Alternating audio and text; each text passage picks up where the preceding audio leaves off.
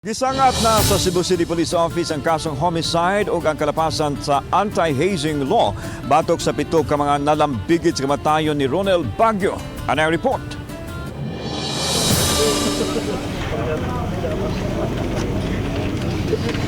Emosyonal si Lenny Baguio, inahan ni Ronel Baguio sa pormal ng pagpasaka ug kasong kriminal batok sa 7 ka mga opisyal sa Tau Gamma Phi Fraternity nga gilangkuban sa Grand Triskelion, 2 ka Deputy Grand Triskelion, Master Initiator, resident member ug ang recruiter.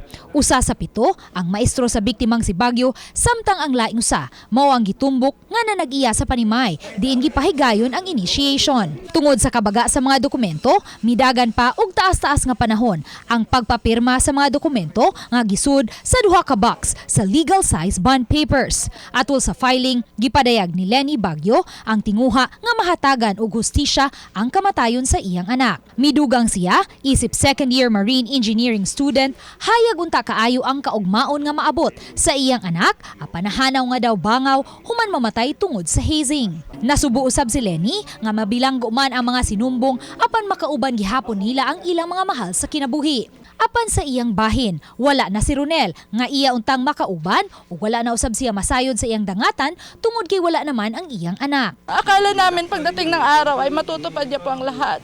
Pero ito po ang nangyari sa ngayon. Wala na po akong anak.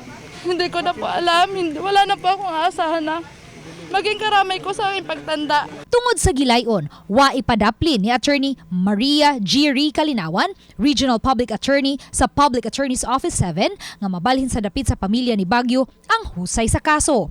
Apan iyang giangkon nga dili kini madali-dali.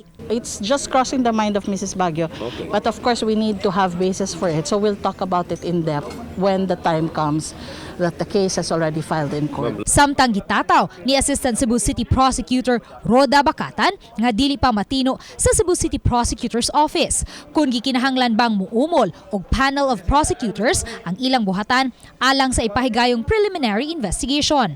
Iyang gihulagway nga wala kini kalainan sa ubang mga kasong kriminal nga masangat sa City Prosecutor's Office. Sa pagkahapon na, gitugyan ni Baguio ug ni Ange Risa, Assistant Chief National Coordinator sa Volunteers Against Crime and Corruption, ang mga dokumento human madakit sa Cebu City Prosecutor's Office ang kaso. Mapasalamaton si Police Colonel Erineo Dalugdog, Cebu City Police Office Director, nga nasangat na ang kaso human mahitabo ang krimen sa miaging tuig sa Disyembre.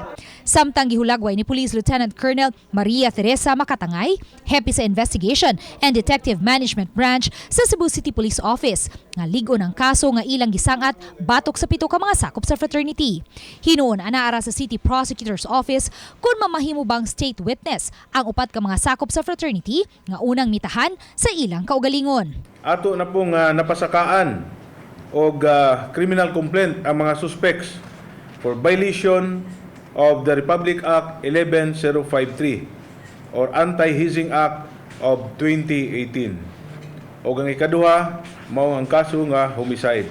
Nakakuha ta og mga ebidensya nga ligon sa amo ang pag-assess sa kaso, dili na kailangan og state witness. Uban ni Cleofer Lumayag, Luen Merondina, Balitang Bisdak.